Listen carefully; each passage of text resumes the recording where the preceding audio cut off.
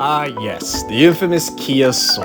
The refrigerator on wheels, the vehicle that was just so hideous and just had proportions that just looked like your mom's old refrigerator back in the 80s. It was nothing special, but it was perfect for many. It was very spacious inside, it had a lot of practicality, it was efficient, and even had a performance variant known as the Kia Soul Turbo. Though it was very successful, that trend is gone. And now, in 2024, times have changed and things have gotten better.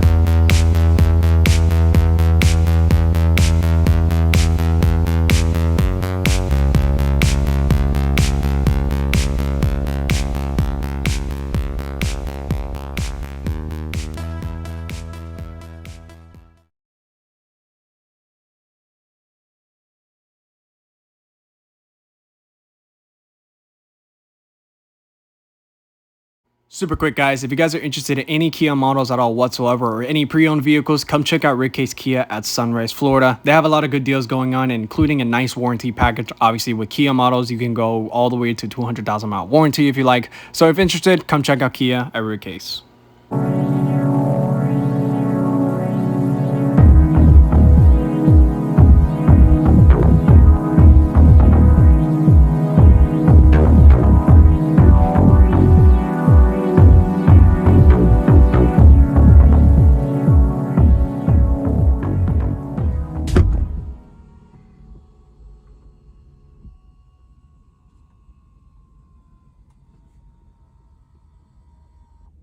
That's a really nice feature for a fat person like myself. Anyway, starting up the Kia EV-9 because it's a little bit hot today in Florida. You have a very lovely interior here. And I will say this, and I will claim this until the day I die right now. This is the most comfortable seat I have ever sat in up to date. There is a lot of adjustment that you can do. I believe it's like 10 or 12 way power adjusting seats. I don't remember. The number is going to be right here on what the adjustments you have. But this is also the GT line. So keep in mind, this is the top level trim. So yes, it is very expensive. Starting out, it's $73,000. And I know a lot of people don't have that money, but of course the EV9 does come in a lower trim, such as the wind, the land, and also there's a middle trim around in that barrier. So starting price is really at $54,000. It does come with a lot less features, but it's also still a relatively comfortable SUV.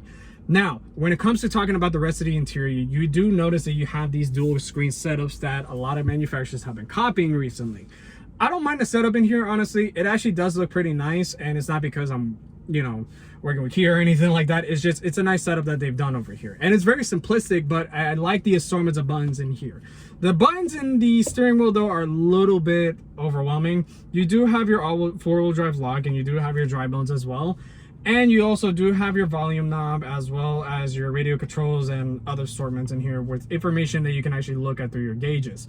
Now, also in the middle over here, you do have this like hologramic button setup over here where basically you can mess with the infotainment system and everything like that. It's pretty neat, just a little gimmicky in my opinion.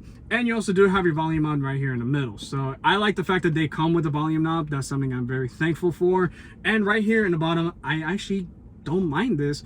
It's a very simple air conditioning setup over here. So you do have dual zone climate control, obviously. You can also have your mode here of where do you want your AC to flow. And you can also just raise and lower your fan. So that's something that's pretty nice to have. And talking about the screens a little bit more, because there's a lot of stuff in here, I will say this: Android Auto and Apple CarPlay. They're wireless, so you don't have to worry about that. It's a 2024 car, so it comes with it at this point. Anyways, so you do have your gauges right here in the front where it tells you your speedometer as well as your electric range. And then right here you have this little tiny screen in the middle where it has your AC control. So you have two panels really where you have your AC controls, and one's in the screen and one's the physical touch one, which I kind of like and I actually appreciate. I don't mind that too much.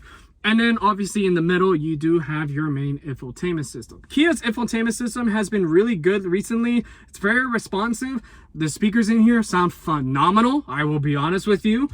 And with Apple CarPlay and Android Auto, you're not going to complain about it whatsoever. It does feature a lot of stuff. It's a little bit overwhelming of what really it has in here.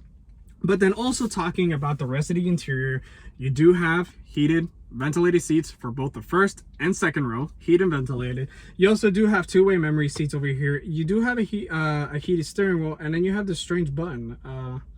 I I'm assuming that's to set your memory seats. So I'm not going to mess with that because I don't want to adjust the seat too much.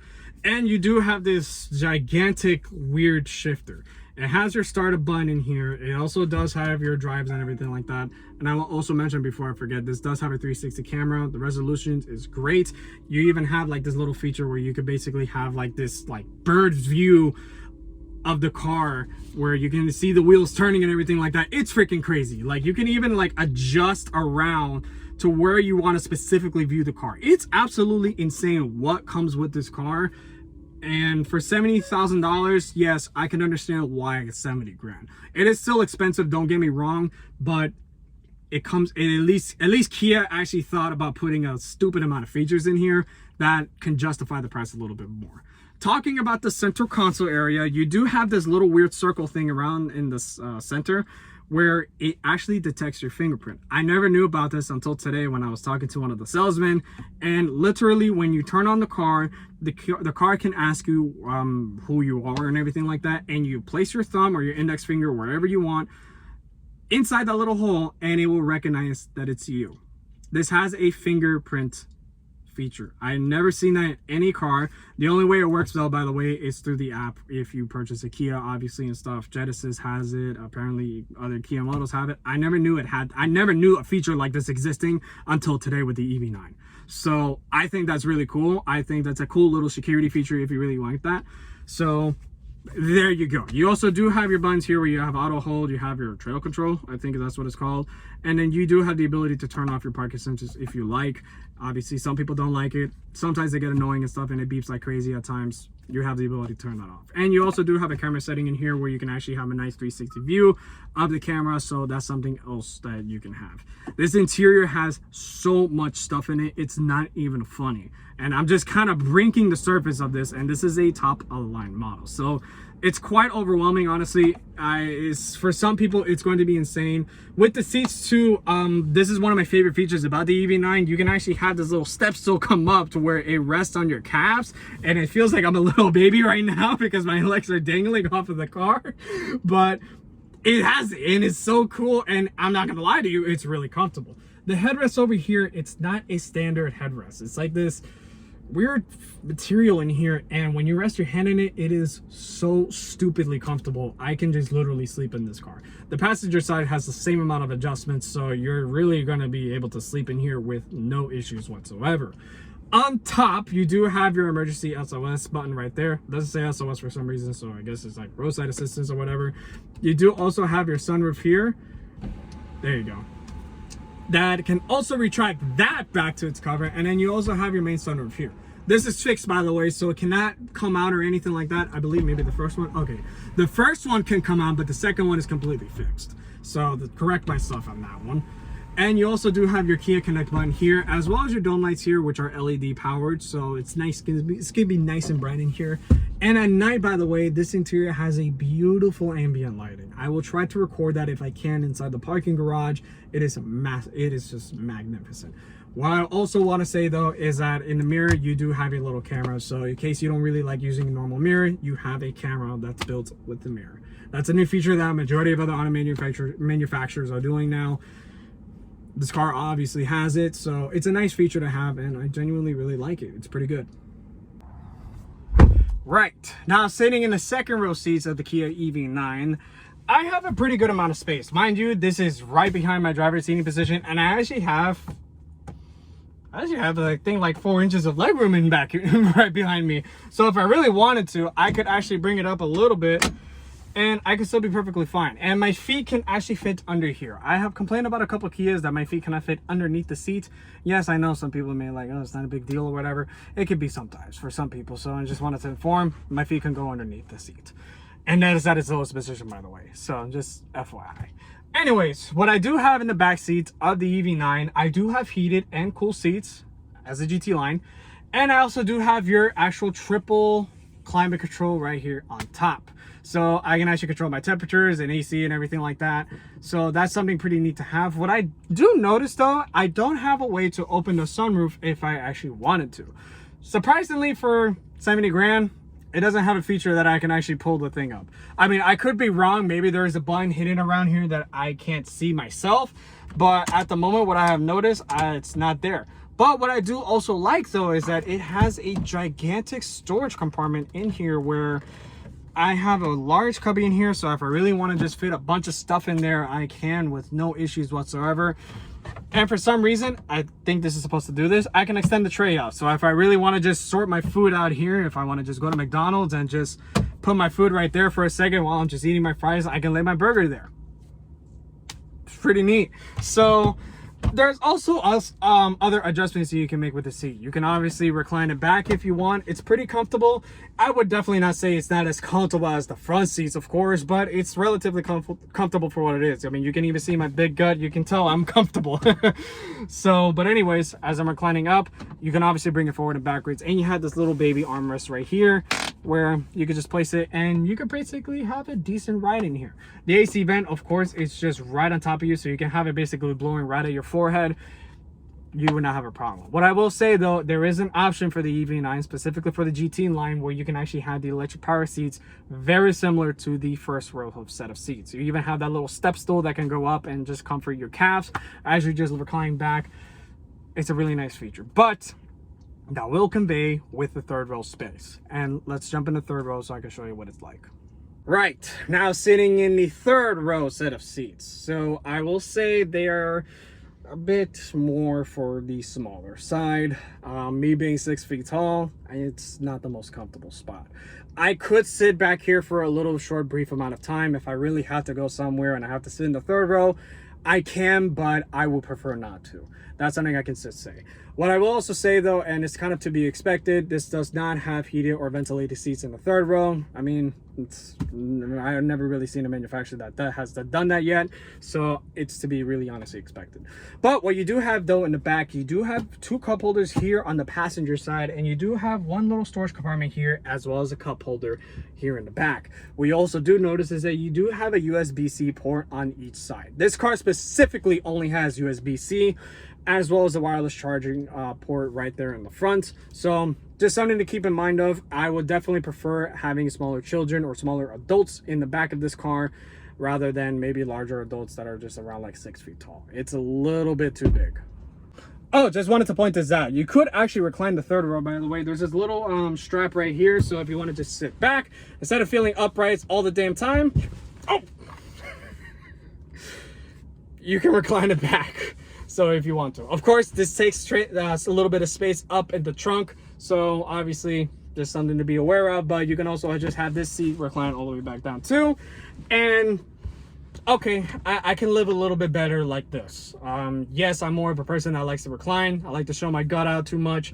So it's just something that just keep aware of. And it's a pretty comfortable back seat. Obviously, I would want this person to move a little bit forward for me because my knee is rammed against the seat right now. But it's not the worst seat in the planet, actually. It's pretty comfortable. I'll take my word back. Opening up the trunk of the Kia EV-9, you're going to notice quite a bit of space in here. Of course, this is a 3-row SUV, so it's kind of to be expected. But to start out with all the seats up, you're going to have 20.2 cubic feet of space, while with all the seats down, it's going to jump all the way up to 81.7 cubic feet of space. You will notice on the left side, you're going to have a button here to hold the trunk open, I think.